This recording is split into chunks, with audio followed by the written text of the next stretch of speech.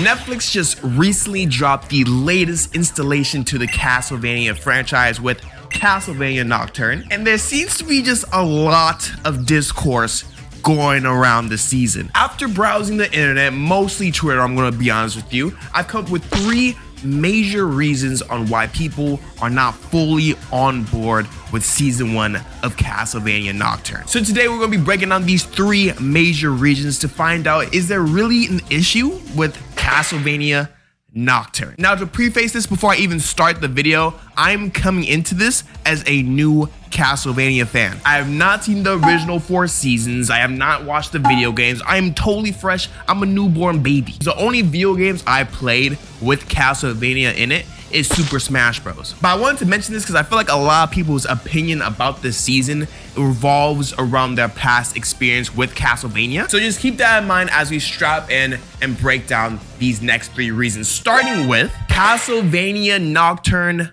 being too woke.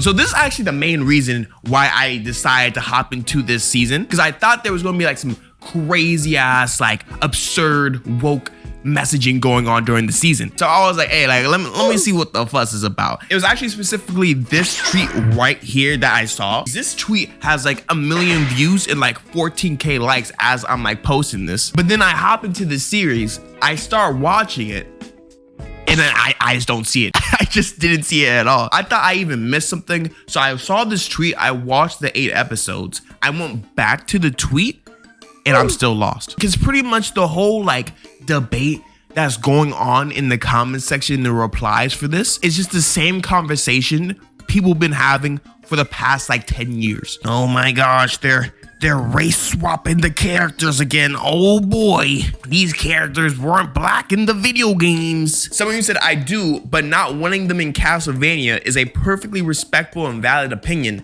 They don't belong there. I don't think you can make that succession of words not sound racist. There's even like this like Family Guy gift. It's pretty funny. And maybe it's just me. I went into the series thinking there was gonna be some like progressive messaging going on, but I'm gonna be honest, guys. Like none of it happened. I assumed there was gonna be like some scenes where like they like group together one demographic and they have like this very like impactful and powerful and uplifting moment. No, nothing like that happened. They were literally just in the series. They didn't even like call attention to them being black like that in the actual show. Like even in the case of Castlevania Nocturne, the implementation of slavery in it was like in theme of the show. The whole show is revolving around a revolution in France. Why would it not make sense to like hop in with other revolutions from around the world so they do a slave revolution?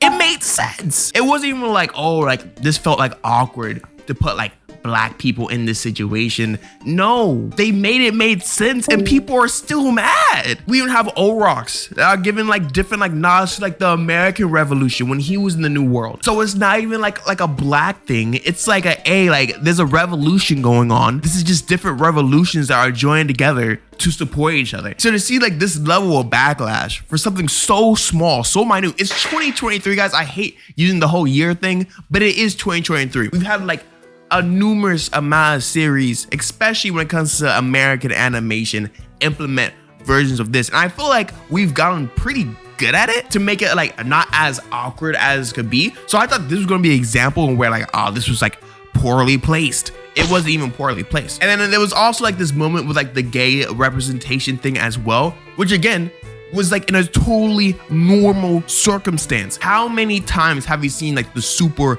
attractive guy and the super like sexy, mysterious girl like have a quick interaction and like straight go to bed? It's the same exact thing. They're just guys. I'd understand if it was like this like super like forced and super like rigid interaction and it just didn't make sense for it to happen. But we've literally seen this time and time again with just a guy and a girl.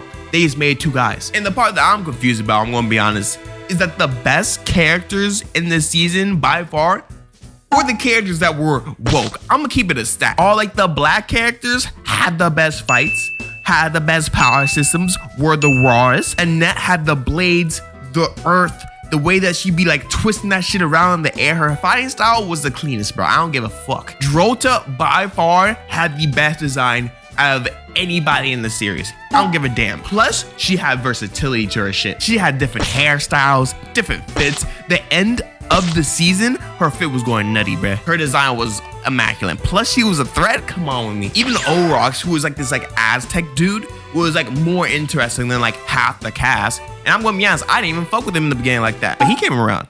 He was kind of cool. The only one was like Edward that I wasn't really fucking with like that. He kind of got annoying to me at a point. Not annoying, I'm not gonna say that. But for sure at a certain point, I was like, come on, bro.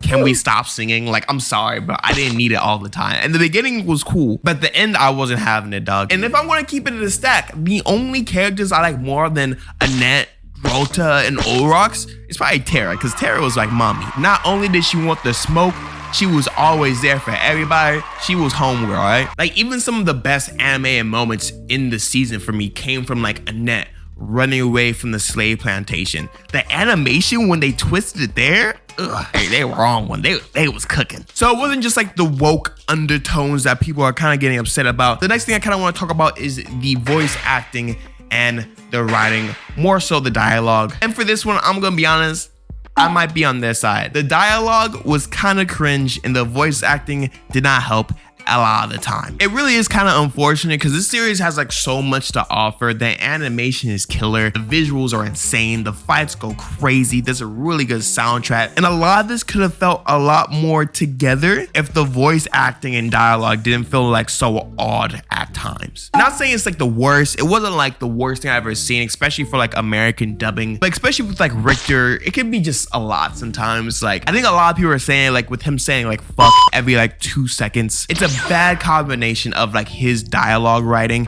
and like the voice actor actually voicing it, because I think they're trying to go for this whole like Marvel Tony Stark aesthetic when it comes to like the dialogue, you know, like the witty sarcastic one-liners, which is fine. Again, this is like a very edgy series, so having the contrast with that like light humor is only going to help. I was good with the decision of it. The execution though was just god awful. Okay, maybe I'm doing too much. It wasn't god awful, but it could be improved upon.